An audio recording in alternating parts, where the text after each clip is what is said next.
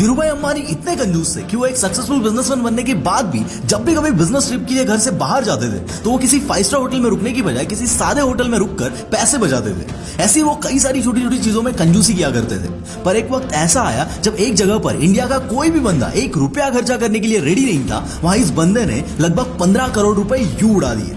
दोस्त, अगर तेरे अंदर भी कोई कंजूस आत्मा छुपी हुई है ना, तो आई बेट इस वीडियो के बाद उसका स्वाहा हो जाएगा। थैंक यू की जरूरत नहीं है, बस कमेंट में लव यू भाई बोल देना। एक्चुअली एक किस्सा है 1987 का। बंदे का विजन क्या होता है और क्यों धीरूभाई इतने ऊंचे मुकाम तक पहुंच पाए, ये मुझे इस किस्से के बाद समझ में आया।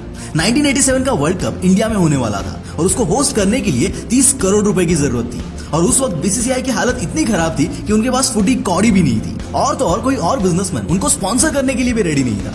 आखिरकार बीसीसीआई को धीरूभाई के पास जाना पड़ा। धीरूभाई ने चुटकियों में उनकी पैसों की प्रॉब्लम सॉल्व कर दी, पर उसके बदले अपनी 3 शर्तें रखी। बहुत ध्यान से सुनना बॉस। पहली शर्त यह थी कि 1987 का जो भी वर्ल्ड कप होगा उसे वर्ल्ड कप नहीं बल्कि रिलायंस कप कहा जाएगा। दूसरी शर्त थी कि ग्राउंड पे जो भी एड्स लगते हैं वो पूरे रिलायंस के होंगे। और तीसरी, इंडिया वर्सेस पाकिस्तान का जो भी मैच होने वाला था, जिसको हमारे प्राइम मिनिस्टर राजीव गांधी खुद अटेंड करने वाले थे, उस मैच में धीरूभाई राजीव गांधी के साथ बैठेंगे। बीसीसीआई के पास धीरूभाई की शर्तें मानने के अलावा और कोई भी चारा नहीं था। बीसीसीआई ने धीरूभाई की शर्तें मानी और इसी तरह रिलायंस कप खेला गया। 1 रुपया भी खर्चा करने से पहले सोचने वाले धीरूभाई ने वर्ल्ड कप में ऐसा क्या देखा कि करोड़ों रुपए लुटा दिए, कोई नहीं समझ पाया। पर जब वर्ल्ड कप के बाद रिलायंस कप के बाद रिलायंस का नाम पूरे वर्ल्ड में हो गया, रिलायंस के सेल्स 3 गुना बढ़ गए, तब सबको धीरूभाई की स्ट्रैटेजी समझ में आ गई। जहां पर चल सकता है वहां पर कंजूसी करो, जैसे कि धीरूभाई होटल वगैरह में करते थे। पर जहां पर जरूरत है, जहां पर आज इन्वेस्ट करने के बाद फ्यूचर में चीजें बदल सकती है, वहां पर आंख बंद करके खर्चा करो, अपना टाइम इन्वेस्ट करो। और ये चीजें धीरूभाई बहुत अच्छे से समझते थे। जब कहीं पर घूमने जाना होता है, कोई मूवी देखनी होती है, कोई महंगी चीज खरीदनी होती है, तो हमारे पास पैसा होता है, और नहीं भी होता तो भी हम कहीं ना कहीं से जुगाड़ कर ही लेते हैं। एक बार भी नहीं सोचते कि भाई मुझे ये चीज खरीदनी चाहिए भी या नहीं। और यही आदत हम सबको एक कॉमन मैन बनाती है। क्यों होता है ना ऐसा?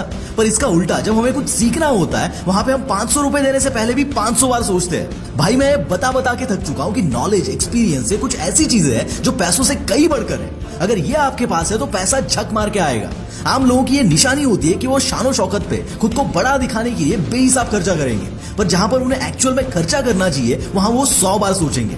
आप रिलेट कर सकते हो इससे, मैं झूठ नहीं बोल रहा हूँ। उस दिन एक दोस्त के साथ मैं मुंबई गया हुआ था। मुझे कुछ बुक्स खरीदनी थी तो हम लोग बुक स्टोर पे गए। वहां उसे 2 बुक्स अच्छी लगी पर उसने वो नहीं खरीदी, और रीजन दिया कि पता नहीं भाई मैं इसे पढ़ूंगा भी या नहीं, इसलिए जाने दे। और उसी दिन उस बंदे ने मार्केट में घूमते वक्त कुछ ऐसी चीजें खरीदी जो शायद ही वो कभी यूज करेगा, पर उन चीजों को खरीदने से पहले उसने एक बार भी नहीं सोचा। इसका मतलब हमारे अंदर का जो कंजूस आदमी है ना, वो साला हमेशा गलत वक्त पर ही जग जाता है। रिसेंटली मैंने सुना कि एक बंदे ने वॉरेन बफेट के साथ खाना खाने के लिए ऑलमोस्ट 150 करोड़ रुपए दिए। ये चीज मेरे यहाँ पे ग्रुप में कुछ लोग डिस्कस कर रहे थे और उस बंदे का मजाक उड़ा रहे थे कि साथ में खाना खाने के लिए 150 करोड़ रुपए कौन देता है। पर बॉस, उन 150 करोड़ के बदले वॉरेन बफेट से उस बंदे को जो नॉलेज मिलने वाला है, जो एक्सपीरियंस मिलने वाला है, उससे वो 150 नहीं बल्कि 1,500 करोड़ बना सकता है। और ये बात वो बंदा बहुत अच्छे से समझता है, इसलिए उसने 150 करोड़ रुपए एक डिनर के लिए दिए।